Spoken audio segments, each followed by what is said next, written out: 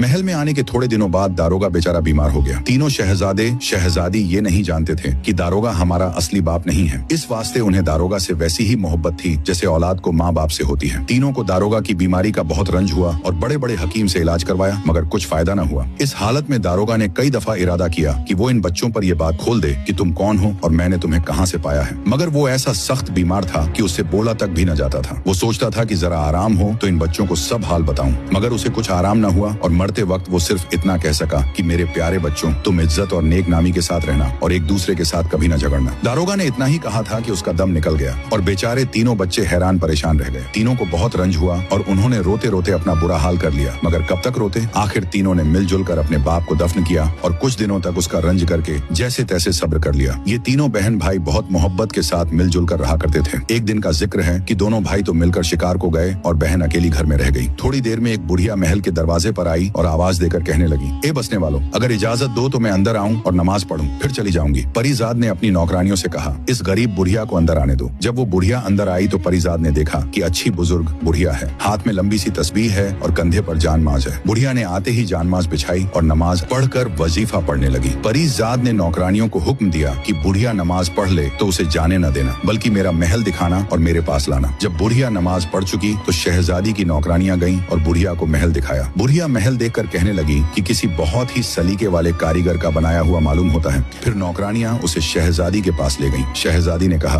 बूढ़ी अम्मा, तुम कहां से आई हो? आओ थोड़ी देर मेरे पास बैठकर बातें करो। बुढ़िया शहजादी के साथ बैठ गई। इतने में नौकरानियां दस्तरखान लाईं और करीने से बिछाकर उस पर सोने चांदी के बर्तनों में कुलछे, रोटियां और मेवे लाकर रखे और तश्तरियों में कई किस्म की मिठाइयां लाकर करीने से चुनी। फिर शहजादी ने बुढ़िया से कहा, बूढ़ी अम्मा, तुम थकी हुई हो और भूखी मालूम होती हो, कुछ नाश्ता करो। बुढ़िया ने कहा, बेटी, खुदा तुम्हारा बहुत बड़ा इकबाल करे, मैंने तो अच्छे खाने खाना छोड़ दिए हैं। खैर, तुम्हारी खुशी से कुछ खाती हूँ। आखिर बुढ़िया ने थोड़ा सा नाश्ता किया और शहजादी से बातें करने लगी। बातों बातों में शहजादी ने पूछा, बूढ़ी अम्मा, मेरा महल कैसा है? बुढ़िया ने कहा, बेटी, खुदा तुम्हें इसमें रहना बसना नसीब करे। महल बहुत खूबसूरत बना हुआ है और सब सामान भी बहुत खरीने से रखा है। शहजादी ने पूछा, कोई और चीज भी इस महल में होनी चाहिए या नहीं? बुढ़िया ने कहा, ये तुम मुझसे न पूछो। शहजादी बुढ़िया के पीछे पड़ गई कि नहीं, मैं तो जरूर पूछूंगी। लाचार बुढ़िया ने कहा, अगर इसमें 3 चीजें और हों तो तुम्हारा मकान बस बहिश्त बन जाए और फिर इसमें किसी चीज की कमी न रहे।